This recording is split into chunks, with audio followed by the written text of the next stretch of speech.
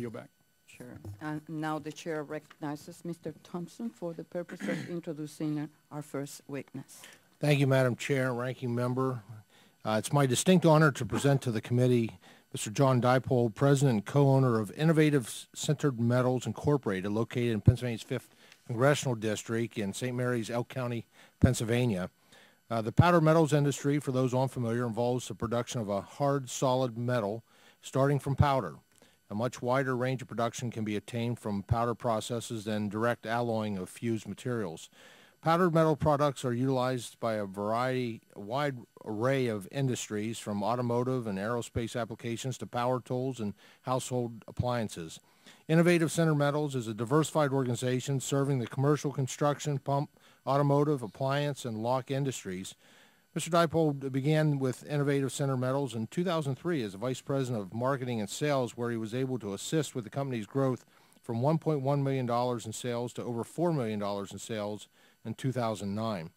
Mr. Dippold holds a bachelor's degree in business administration from the University of Pennsylvania, Indiana, is a member of several professional, business, and volunteer organizations, including but not limited to the Metal Powder Industry Federation, the American Powdered Metal International, and the Boy Scouts of America.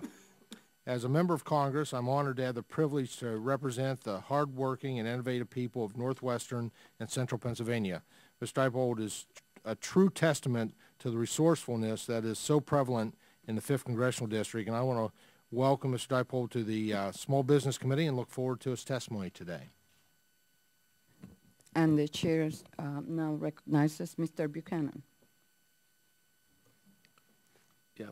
Thank you, Madam Chair. I'd like to welcome Michelle Nelson, a small business owner from Sarasota, Florida, with 15 years of experience. And like I was talking to her a little earlier, and her husband, like many have come from, as I did, Michigan, settle in our district. They were from Chicago. Michelle Nelson's the CEO of Blue Strategies and Creative International and many other companies. Her companies are headquartered on my home districts of Sarasota, Florida. Michelle has served on the board of directors and been chairman of the Small Business Council for the Greater Sarasota Chamber. She's a recipient of countless local small business awards, including the 2004 Excellence in Industry Award. We were talking a few minutes earlier, and she was telling, we're talking about this tough economy all over the country, but in our area, we've had a great run for a lot of years, but it's been tough the last couple of years. It's been just their hard work and vision that kept them going and continue to build their business every day. Michelle's a passionate business owner with a tremendous vision. I'm proud to have her as a witness with us today. Mr. Dippold and Ms. Nelson, you both will have 5 minutes to make your remarks. Go ahead. Madam Chair and Ranking Member Lutkemeyer, thank you, and members of the committee. My name is John Dippold, and I am the president and owner of Innovative Sintered Metals. Powder metallurgy is a very interesting industry. It begins with metal powders, which are produced from recycled metal scrap, pressed at high pressures into a variety of shapes. These parts are then sintered in continuous furnaces just below their melting point. Our technology facilitates the manufacture of high-strength, complex shapes, which are impractical or impossible with other metalworking processes. Our company sales this year will be $4.5 million, an increase almost 100% over last year. Our workforce are doubled since our 2004 when we took over the business. I certainly appreciate the opportunity to testify about the state of small business in America, particularly as it relates to manufacturing, which has been and continues to be a huge part of the economy throughout Pennsylvania's 5th District. I'm certainly not a hero in any sense of the word. I am reacting to a very real and powerful forces throughout our economy. 20 years ago, at the local level, my industry was dominated by several large family-owned operations. Many have since been acquired by multinational corporations seeking efficiency and economies of scale.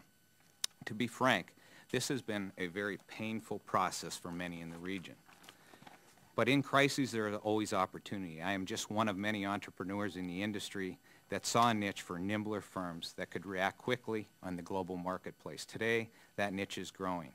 Once dominated by a few firms employing 500, 800, or 1,000 workers, we're now seeing companies that employ 10, 20, and 50. Again, this has not been an easy transition, but I see real optimism for American manufacturing. People often ask, how long is American manufacturing going to be a superpower? My answer is it depends on tax structures, wage disparities, healthcare reform, and regulatory hurdles.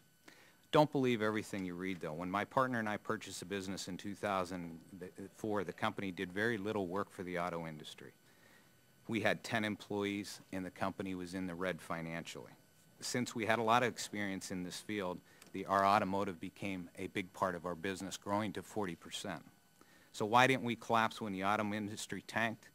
The answer has a lot to do with our size, the way we approached the marketplace, and our steady growth. Rather than scale, our competitive advantage is service.